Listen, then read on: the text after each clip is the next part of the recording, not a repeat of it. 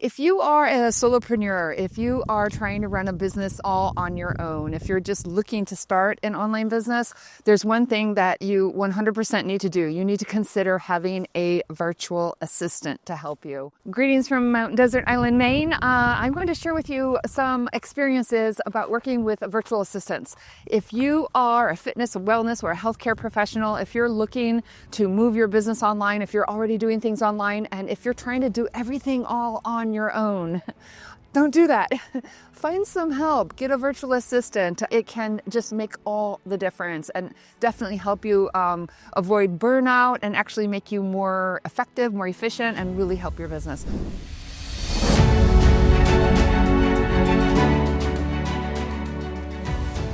So what I wanted to share with you today, I wanted to give you some tips. Number one, what are some things that you can have a virtual assistant do for you?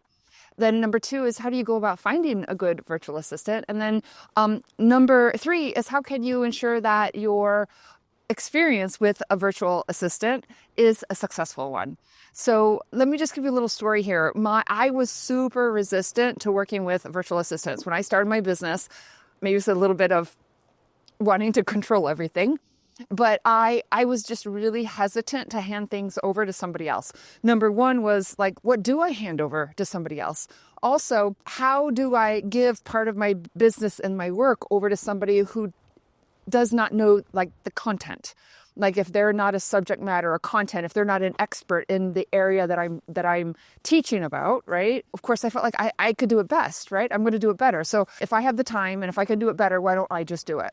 But here's what really made a change with me for seeking help. I enjoy working with technology. I enjoy making websites, and I was building my own website, and I enjoyed it. But the thing is, there were so many other things that I had to do. And so I kept putting things off, and it was 3 years later, and I still had not done things to my website that I wanted to do. So finally, after like 3 years, I'm like, okay, let's get somebody to help me. And it's way worth the money to go ahead, pay for a professional, have them get it done, even if it's something that you enjoy doing, but that's not the best use of your time. It's definitely beneficial, and you're going to get a lot out of handing that work over to somebody else and get it done and just move on and focus on the things that are your area of expertise. So I'm just going to share with you some of the things that I have my virtual assistants do in my online fitness business. So the first virtual assistant that I hired was to help with the technology. And I had this person help me with like doing email automations. I would write the emails, but she would send out the automation for series of emails, and like when people would enroll in a webinar and automating the reminder emails and things like that. Now, I know the technology. I like technology. I could do it, but it was very, very time consuming. And that was her area of expertise. So even though I could do it, she could do it about 10 times faster. So that was well worth the money to hand over the technology. And also when I had somebody do my website for me after, 3 years of sitting on it. Then it was about a year later, I hired a virtual assistant to help with social media. I will give her some ideas of topics. She helps me come up with the content. I had to kind of support her to get started. I had blogs, and I gave her access to my online course so that she had access to the content. And then that way, even though she's not an expert in the content, she could pull from my courses and she could look at the content in my blogs. And then as she started learning more about my business and learning more about my style and my approach, she started helping me writing, coming up with ideas for captions. It was amazing. It was just such a weight off my shoulders to have somebody just come and already get the ideas and get the drafts of those ideas started. So that saved me so many hours, being able to have somebody consistently get my social media up, consistently post a lot more frequently than I would do if I had to do it all on my own. And my branding, it just went a whole nother level. It just really improved with her helping me. So let me give you a couple more examples of things that I have another virtual assistant do. So I have a virtual assistant who will do the video editing for my videos and the audio editing for my audio podcasts. But here's the thing, I really lucked out with this virtual assistant because she also will do things like the research for me, and she will get recommendations for keywords. She will help with the descriptions. She helps me brainstorm titles. She helps me brainstorm things like my YouTube thumbnails. And they're better for it now. Instead of me just doing it on my own, it's better. So those are just some of the many things that I have my virtual assistants help me with. So hopefully that got you started with some ideas. Now, how do you go about finding a good virtual assistant? I've heard people have had horrendous experiences with virtual assistants, and I've had amazing experiences. So let me give you a few kind of tips of what worked for me. I decided to hire a company to kind of have a company find a virtual assistant for me, and they kind of pre-screen them. They do a background check, they do initial interviews, and then they'll do a recommendation and say, these are the top 3 people. And then I interviewed them. And the way this business works is there's like a finder's fee. So if I decide I'm going to use them, I pay a fee and a flat fee, and they give me recommendations.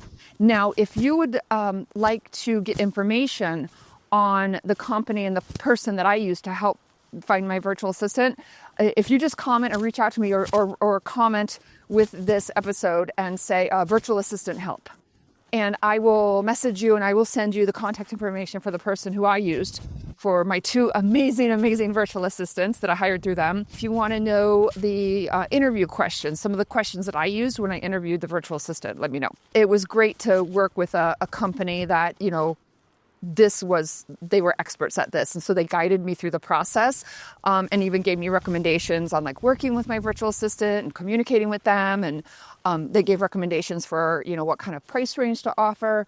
So there were so many benefits, especially if you've never worked with a virtual assistant before, to work with professionals who do this all the time to guide you in that process. So again, just message virtual assistant help, and I would be happy to connect you with the person who helped me. Then how do you set yourself up for actually having a successful search and finding a good person that's a good fit for you? And for me, I guess the biggest thing is communication. If you're going to work with a company to help find somebody, be super, super clear in communicating. What kind of person do you want? What kind of personality? What's the style of work? How do you want to interact with them? What's important to you? So think about what kind of relationship do you want to have with your virtual assistant? How often and how do you want to communicate with them? Do you want to have live meetings once a week? Do you want to just do everything by email, hand it over, and just have them go off and do it on their own? But get clear not just on the skill set you want them to have, but think about the kind of relationship that you want to have with that virtual assistant, and communicate that to the company that's hiring for you. And the final thing, and this is where I've seen people where they had bad success and a bad experience, is when you hire a virtual assistant, it's so worth your time to really, at the beginning, do a lot of mentoring.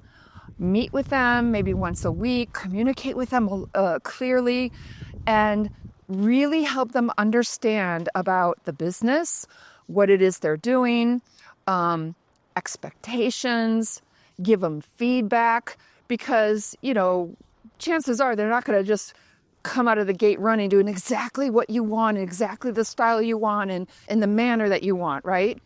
They don't know you. They don't know your business. I found that it's really worth the time when you first hire them, and it might be the first few months, to maybe have some extra meetings, communicate more, have more back and forth, and they send you drafts, or if they're creating stuff for you and giving them feedback, asking them for what are their thoughts, and do brainstorming together, and just have that ongoing communication and mentor them and guide them in what your expectations are for working with them and what it is that you're wanting, and giving them a little window in your thought process, and just giving them an idea more of kind of who you are and what your business is, and giving them more insight than just, here, go do this task. And I know not everybody has relationships like that with their virtual assistants, but I find when you do that it comes out tenfold. You get so much back in the end. And if you find the right people that they feel really valued, and they like working for you. They enjoy working for you. They want to stay working for you. But like I said, not everybody, a lot of people don't put the time and effort. Maybe they don't have to. Maybe they're doing different tasks. But I find for me, the relationship and thinking of it as a partnership, a collaboration, and part of that is communicating, supporting each other, listening to each other, brainstorming. And for me, that's very important. And so when I was hiring people, I was like, this, and when I told the company that was looking for a virtual assistant, I said, this is the kind of relationship that I'm looking for, and the kind of person, I want a goal-oriented person, a person who'll speak up, a person who will say, oh, I see that you did you have a thumbnail idea this way, but I've got another idea that I think might be a little bit better. And I want to hear that. So, yeah. Okay. My hand's freezing, so I got to go. So if you're interested, or you want me to put you in touch with the person in the company that helped me find my virtual assistants, again, just comment virtual assistant help, and I will be happy to send that over. Also, maybe in another video, another episode, I'll talk about kind of the interview process. But if you want to know what some of the questions were that I asked whenever I interviewed my virtual assistants, so that, I could be very clear on the things that I wanted and learn more about them to see if they're a good fit, again, just put down virtual assistant help, and I will also send over some of the interview questions that I used. So let me know if you have any other ideas and suggestions, if you have worked with virtual assistants and it's been super successful, or if you learned from mistakes, kind of by trial and error, kind of the do's and don'ts. I would love to hear from you, because we all can learn from each other. So thank you so much for joining us today. And my hands are frozen. It is freezing out here, and I'm going to head on home. So thank you so much for listening, and stay tuned and keep your eye out for our next episode. Thank you for joining us on Fit, Free, and Fearless. Bye-bye for now.